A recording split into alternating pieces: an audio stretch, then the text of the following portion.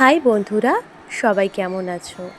আমি আছি বেশ ভালো, কিন্তু তার মধ্যে দিয়েও মিষ্টি মাম্মামের যেহেতু এক সপ্তাহ আগে বেশ জ্বর ছিল, তারই সেকেন্ড ব্লগটা তোমাদের সঙ্গে এখন শেয়ার করে নিচ্ছি। সকাল সকাল তোমরা তো দেখেছো আমরা ডিম সিদ্ধ আর হরলিক্স খেয়ে ঘুমিয়ে পড়েছিলাম। এরপরে মিষ্টি মাম্মাম ঘুম থেকে ওঠার পরে আমি ডাল ভাত আর পাঁপড় ভাজা করেছিলাম, সেটা দিয়ে কিন্তু সকালে আমি আর আমার মিষ্টি মাম্মাম খেয়ে নিয়েছিলাম। আর আদিসোনাকে খাইয়ে নিয়েছিলাম ওটস দিয়ে একটা স্মুথি। তারপরে যেহেতু জ্বর মুখ ছিল, সেই জন্য একটু বাতাবি লেবু মাখা করেছিলাম খুব সিম্পলভাবেই, লবণ দিয়ে আর সামান্য চিনি আর গন্ধরাজ লেবুর পাতা দিয়ে। লেবু মাখা খাওয়া হয়ে যাওয়ার পরে কিছুক্ষণ পর দুধ দিয়ে গিয়েছিল, সেই জন্য দুধটা ভালো করে জাল করে নিয়েছিলাম। তারপরে প্রায় 2-3 ঘন্টা পর সেই যে গরম দুধটা, সেটা 2 কাপে অল্প অল্প করে ঢেলে নিয়েছিলাম, কারণ মিষ্টি মাম্মামের কিন্তু আবার জ্বর আসছিল। সেই কারণে জ্বর আসলে যদি খানিকটা গরম দুধ খাওয়া হয় তাহলেও কিন্তু শরীরটা বেশ ফ্রেশ লাগে।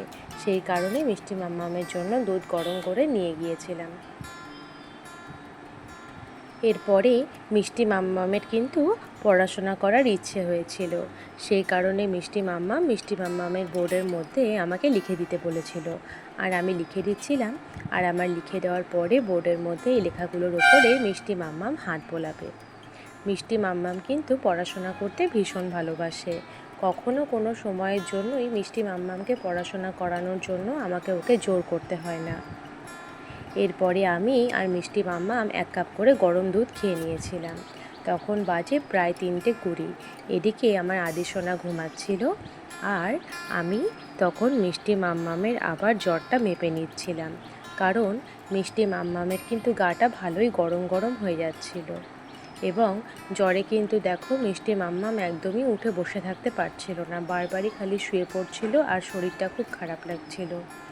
আর এরকম করে বাচ্চাদের জ্বর এলে আর তখন থার্মোমিটারে কন্টিনিউয়াসলি টেম্পারেচারটা যখন এরকম বাড়তেই থাকে, তখন মায়েদের মনের ভিতরটা যে কীরকম হয়, তখন সেরকম সিচুয়েশানে সেটা কেবলমাত্র সেই মাই বুঝতে পারে। দেখতে পাচ্ছ মিষ্টি মাম্মামের শরীরটা খারাপ হওয়াতে আমার কীরকম ছন্নছাড়া অবস্থা হয়ে গেছে। শুধু আমি কেন, আমার মতন বাড়ির প্রত্যেকটা মায়েদেরই কিন্তু বাচ্চাদের শরীর খারাপ হলে মন মেজাজ এতটাই খারাপ থাকে। আস্তে আস্তে জ্বর কিন্তু প্রায় 102-এর কাছাকাছি পৌঁছে যাচ্ছিল।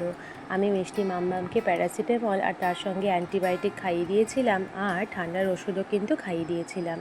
এরপরে আমি আদিসোনার সঙ্গে একটুখানি শুয়ে পড়েছিলাম। ওদিকে মিষ্টি মাম্মামও ঘুমাচ্ছে। দেখতে পাচ্ছ 102.6 টেম্পারেচার উঠে গেছিলো।